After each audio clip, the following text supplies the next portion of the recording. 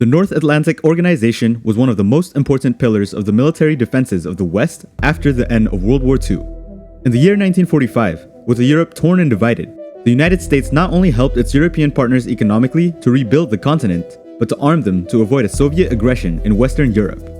NATO was gradually expanding as the Iron Curtain widened. One of the main countries to join NATO was Turkey in 1952, just 3 years after the organization was created. Both Turkey and Greece became members of NATO in 1952 as part of the first movement to expand the organization. But there was a cost to join. Turkey also fought in the First Korean War with the NATO members, losing 721 soldiers, and it was then eligible to be a member of the organization. But today, the strategic alliance between Turkey, NATO, and the US is fracturing. Turkey is sinking more and more under the authoritarianism of Erdogan. Ankara has a growing trade relation with Moscow and Caracas. In fact, Turkey has emerged as one of the two main European partners of Maduro in Europe. Turkey still belongs to NATO, but increasingly distances itself from the alliance and Europe in general, although it is a candidate to join the European Union. It seems that another divorce is coming soon to Europe, apart from Brexit, and it will surely be Turkey's with NATO and their potential adoption into the EU. Today we will see why Turkey is severing its ties with NATO and its candidacy for membership in the EU. Let's begin.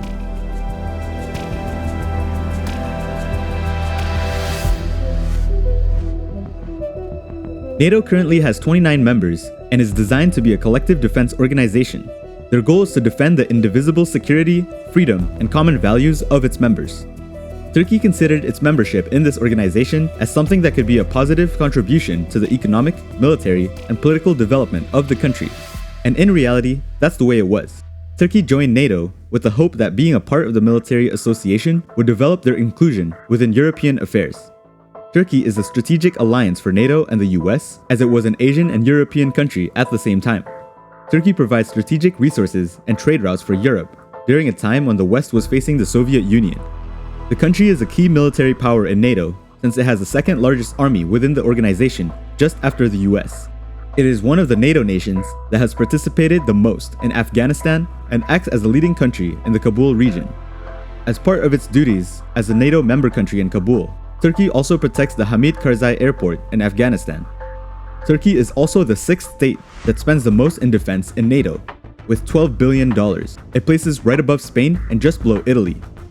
And in terms of percentage of GDP contributed, it is the fourth contributor with 1.5% after the US, the UK, and France.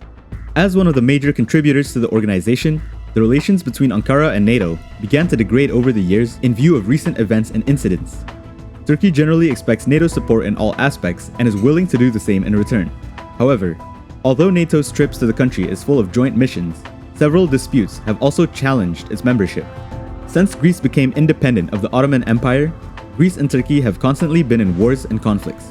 But after 1952, both countries became part of the same NATO. A major incident occurred in the 70s when Turkey decided to act in Cyprus, where there was a civil strife between the Turkish Cypriots and Greek Cypriots. The president of the US at the time, Lyndon B. Johnson, sent a letter to the Turkish president, İsmet İnönü, stating that in the case of an invasion of the island, NATO would not side with Turkey. By then, Greece, which was under a military dictatorship, had the intention of annexing Cyprus to Greece and declaring a Great Hellene Republic. But by 1974, Turkey invaded the island and occupied 38% of it. The military confrontation between Greece and Turkey had left thousands dead and had left permanent damage to the island. The Turkish Republic of North Cyprus was declared to be in the controlled Turkish territories. Although both Greece and Turkey were part of NATO and the same transatlantic defense alliance, the invasion of Cyprus was considered a military conflict between two members of the same alliance. To this day, Turkey continues to control northern Cyprus, which is now a member country of the EU. Many European officials have demanded Turkey to withdraw from northern Cyprus, as Turkey is illegally and militarily occupying a sovereign territory of the European Union since Cyprus joined the EU in 2004. Since 1987, that is for more than 30 years, Turkey has been trying to join the European Union, but the process has been long and complicated for Turkey. Of the 35 chapters needed to enter the Union, only 16 have been opened, and only one chapter has been successfully closed. Several members of the EU outright oppose Turkish membership, speculated to be due to the fact that it is almost entirely a Muslim country. Countries such as Germany, Austria, and Belgium oppose the entry of the country to the EU, while France and the UK have mixed feelings. EU members are considering finalizing the talks, which were suspended in November 2016 following the policies of the Turkish government under President Erdogan, which are seen to have eroded the rule of law and human rights. The Austrian government has publicly said that Europe must deny Turkey's entry to the Union. Most of the countries that oppose Turkey's membership oppose it due to religious and ideological issues. If they were to join Europe, the Muslim population in the continent would increase from 3% to 19% due to the inclusion of almost 90 million Turkish citizens. Even the Prime Minister of Hungary, Viktor Orban, widely known to be xenophobic and anti-immigration, has said that Brussels is not being honest with Turkey about its entry into the EU. Orban said that it is dishonest to deceive Turkey about a possible entry to the EU when it is known that there are several countries that would never accept them.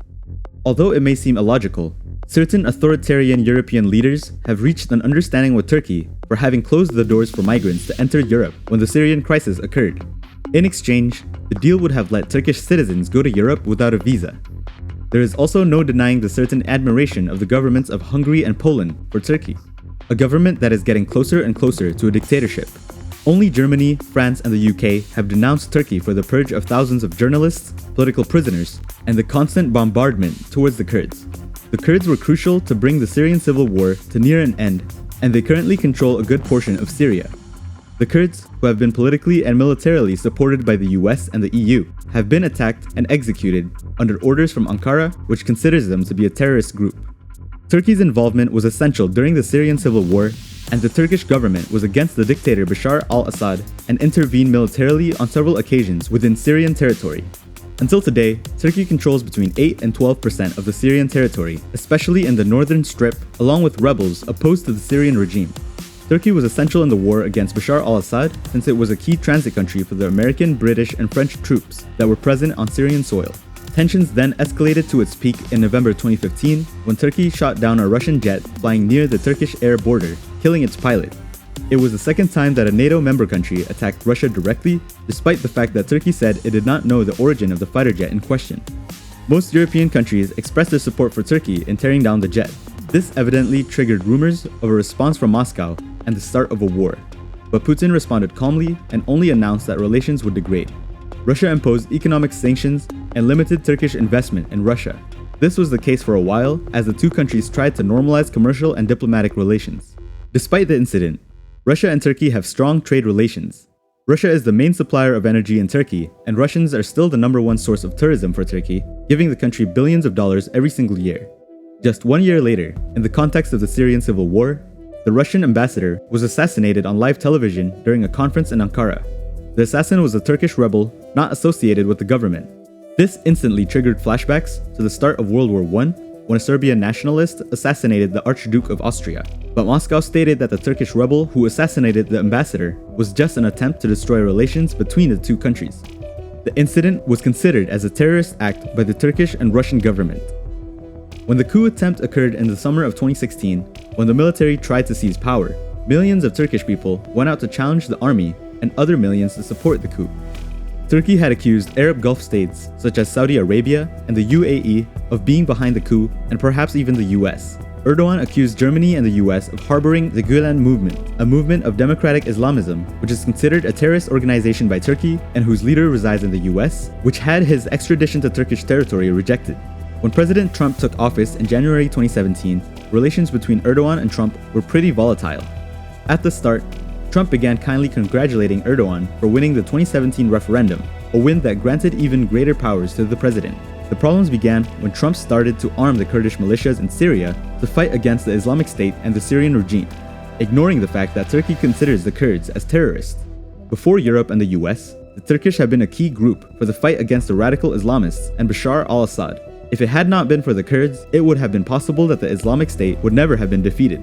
Relationships began to deteriorate, and in 2018, an American pastor named Andrew Brunson was arrested by Turkey after being accused of being part of a terrorist organization accused of trying to overthrow Erdogan. Trump demanded his release by threatening Turkey. Ankara refused to release Brunson, and tensions led to Trump imposing sanctions on steel and aluminum, which caused the Turkish lira to collapse by more than 20%.